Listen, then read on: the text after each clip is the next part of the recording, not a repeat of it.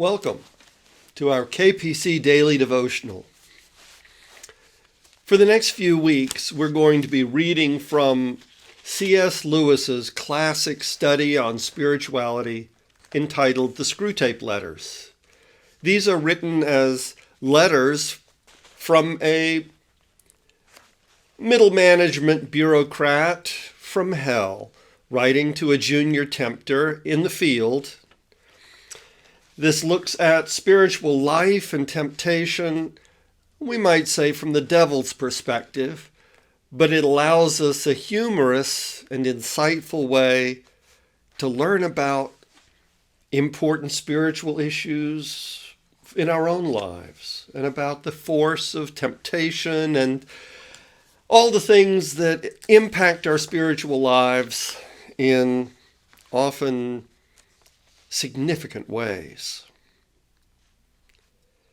This today is the fourth letter. I will be reading from the 1982 edition of the Screwtape Letters.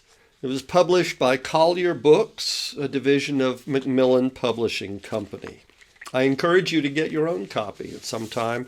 You'll always find it meaningful and perhaps even life-changing.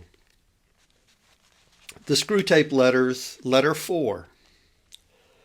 My dear Wormwood, the amateurish suggestions in your last letter warn me that it is high time for me to write to you fully on the painful subject of prayer.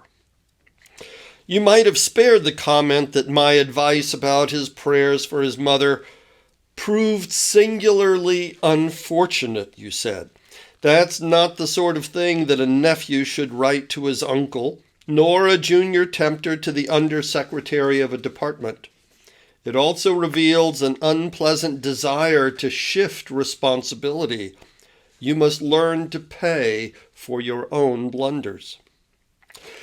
The best thing, where it is possible, is to keep the patient from the serious intention of praying altogether. When the patient is an adult recently reconverted to the enemy's party, like your man, this is best done by encouraging him to remember, or to think he remembers, the parrot-like nature of his prayers in childhood. In reaction against that, he may be persuaded to aim at something entirely spontaneous, inward, informal, and unregularized. And what this will actually mean to a beginner will be an effort to produce in himself a vaguely devotional mood in which real concentration of will and intelligence have no part. One of their poets, Coleridge, has recorded that he did not pray, he said, quote, with moving lips and bended knees, but merely composed his spirit to love and indulged a sense of supplication.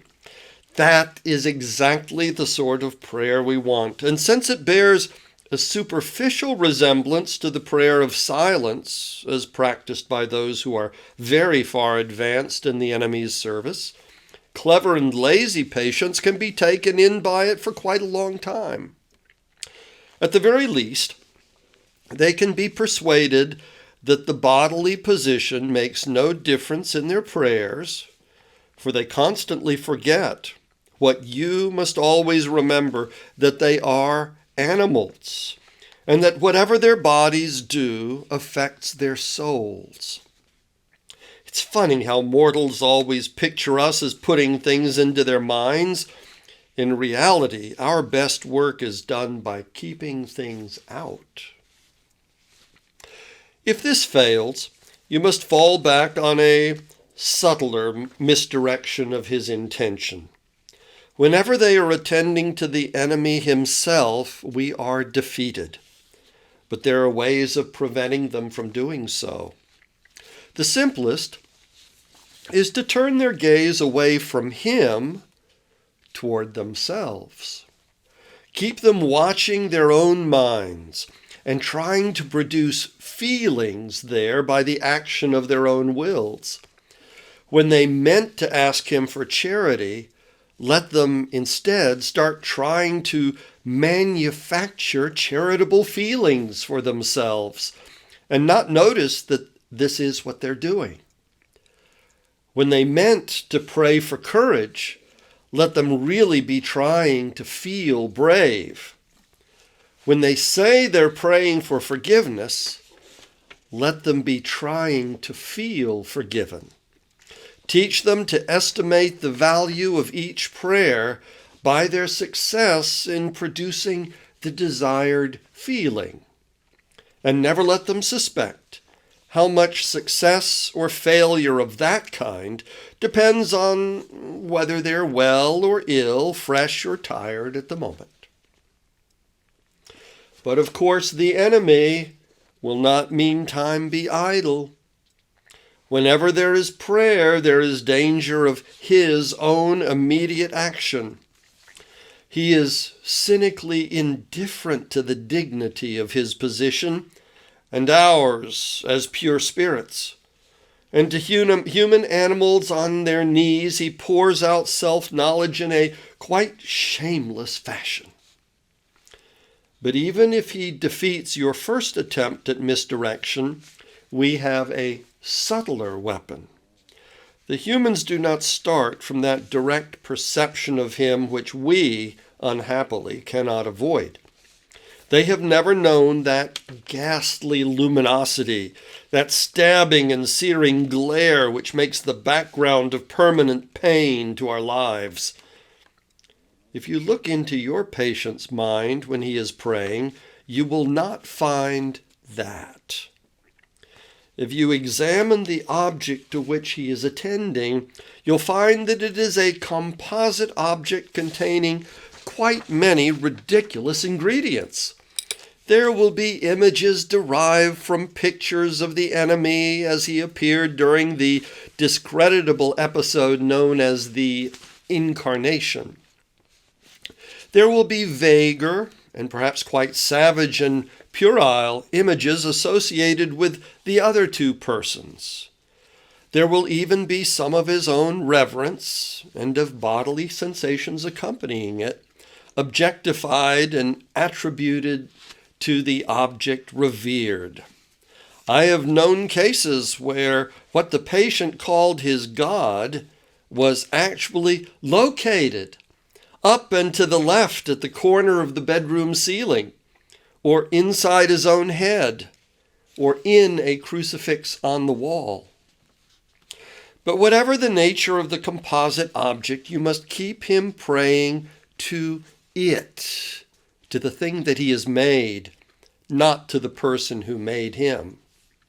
You may even encourage him to attach great importance to the correction and improvement of his composite object, and to keeping it steadily before his imagination during the whole prayer.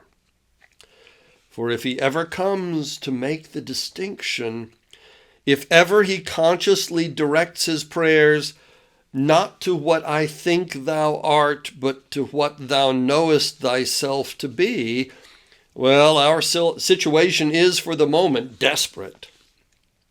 Once all his thoughts and images have been flung aside, or, if retained with a full recognition of their merely subjective nature, and the man trusts himself to the completely real, external, invisible presence, there with him in the room, and never knowable by him as he is known by it, why, then it is that the incalculable may occur. In avoiding this situation, this real nakedness of the soul in prayer, you will be helped by the fact that the humans themselves do not desire it as much as they suppose. There's such a thing as getting more than they bargained for. Your affectionate uncle, Screwtape. I wish you a very good day. Goodbye.